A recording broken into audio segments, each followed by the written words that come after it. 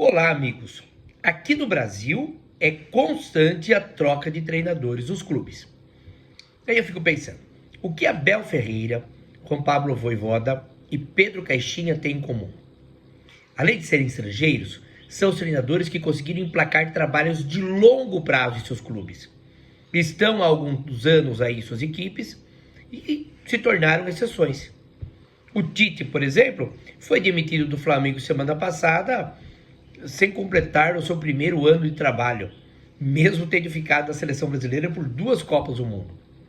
A verdade é, existem algumas situações lógicas para que o cenário de demissões de treinadores brasileiros seja tão comum. Primeiro, é muito mais fácil demitir o técnico de futebol e a sua comissão do que mandar um time inteiro embora, quando o time de futebol vai mal. Por piores que sejam os atletas, prefere-se a troca de um elemento, o treinador, pela praticidade de substituí-lo. Isso tornou-se algo usual. Segundo, o custo da demissão. Rescindir o contrato de trabalho e pagar a multa de um técnico é mais fácil do que de um jogador, pois os atletas têm direitos federativos envolvidos. Ou seja, se eu demito um técnico, perco dinheiro com sua saída. Mas se faço o mesmo com um atleta, é o patrimônio do clube que vai embora. Lembrando que os clubes preferem ficar com os jogadores, pois podem, como uma mercadoria, repassá-los a algum interessado e faturar alguma receita. Terceiro, a cultura do futebol brasileiro, que vai de bestial a besta, como outrora disse o técnico Otto Glória. Se o time ganha, não fez mais do que obrigação os elogios surgem aos poucos. Se o time perde, a culpa é do treinador e os xingamentos disparam das arquibancadas.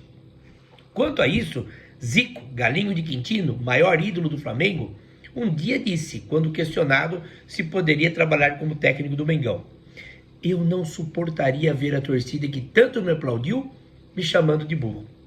E quarto, a cobrança por resultados mágicos.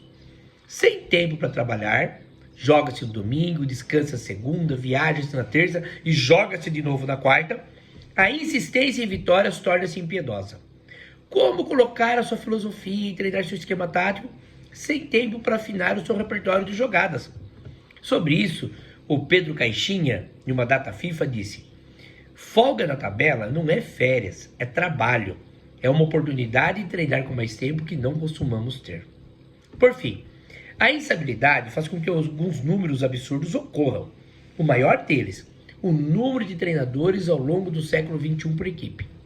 Sabe quem mais trocou de técnico entre 2001 e 2024? Foi o Vasco da Gama. Foram 55 trocas. Dá mais de 2 treinadores por ano. Foram 40 nomes diferentes. Alguns foram demitidos, retornaram mais tarde, demitidos novamente e depois recontratados. Depois do Cruz Maltino, quem mais trocou de técnico foi o Flamengo. 54 trocas de treinadores, sendo 38 nomes. Mesmo na fase endinheirada do rubro-negro, depois da saída de Jorge Jesus, em 4 anos já tivemos 9 nomes. É muita gente em tão pouco tempo.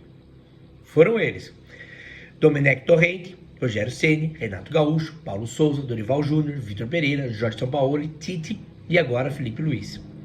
Na sequência de menos tolerantes aos treinadores, temos o Fluminense com 46 nomes, Botafogo 45, Atlético Mineiro 42 e Cruzeiro 41. Diante disso, vale observar: esses treinadores não chegaram ao clube porque não tinham ninguém disponível e assumiram o cargo por conta própria. Eles foram contratados. Isso significa: alguém foi atrás deles, houve a conversa e formalizou esse compromisso. E conforme essa liturgia de contratação, que tal questionar? E o dirigente do clube não deveria ser demitido?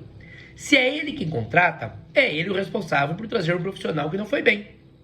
No caso específico do Flamengo, se em apenas 4 anos temos 9 nomes, isso significa que quem escolhe o treinador é incompetente e contrata mal.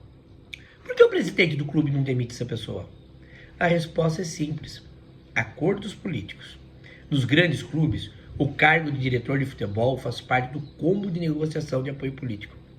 E justamente nessa função tão estratégica, a competência é um mero detalhe. Até mais.